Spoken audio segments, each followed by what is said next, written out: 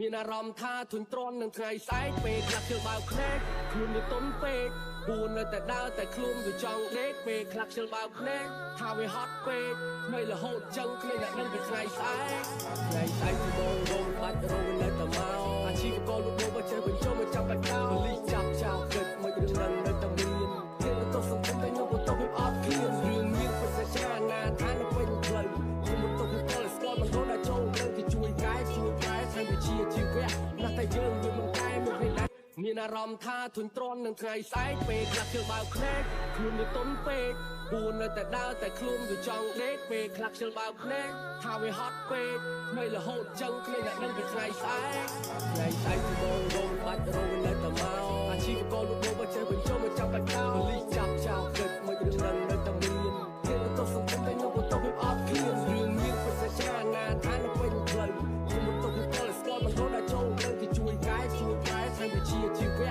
ណាស់តែយើងវាមិនកាយមិនទេដែរមានអារម្មណ៍ថាធុញទ្រាន់នឹងថ្ងៃស្អែកពេលខ្លះជើងបើកភ្នែកខ្លួនវាទុនពេកគួរនៅតែដើរតែខ្លួនវាចង់ដេកពេលខ្លះជើងបើកភ្នែកថាវាហត់ពេកមិនរហូតចឹងគ្មានអ្នកដឹងពីថ្ងៃស្អែកថ្ងៃស្អែកទីបងរងបាច់រងនៅតែមកអាជីវករលក់ដូរបើចេះបញ្ចូលមកចាប់បាច់ដោលលីចាប់ចោលគិតមិនរឿងនឹងនៅតែមានគេទៅសង្គមតែខ្ញុំទៅវាអត់ឃ្លានរឿងមានប្រសិទ្ធចាណាថានៅពេញផ្លូវខ្ញុំទៅពីពលស្គាល់មិនរត់ដល់ចូលនឹងគេជួយកាយជួយកាយថាវាជាជីវៈណាស់តែយើងវាមិនកាយមិនទេដែរមានអារម្មណ៍ថាធុញទ្រាន់នឹងថ្ងៃស្អែកពេលខ្លះជើងបើកភ្នែកខ្លួនវាទុនពេកគួរនៅតែដើរតែខ្លួនវាចង់ដេកពេលខ្លះជើងបើកភ្នែកថាវាហត់ពេកមិនរហូតចឹងគ្មានអ្នកដឹងពីថ្ងៃស្អែកថ្ងៃស្អែកទីបងរងបាច់រងនៅតែមកអាជីវករលក់ដូរបើចេះបញ្ចូលមកចាប់បាច់ដោលលីចាប់ចោលគិតមិនរឿងនឹង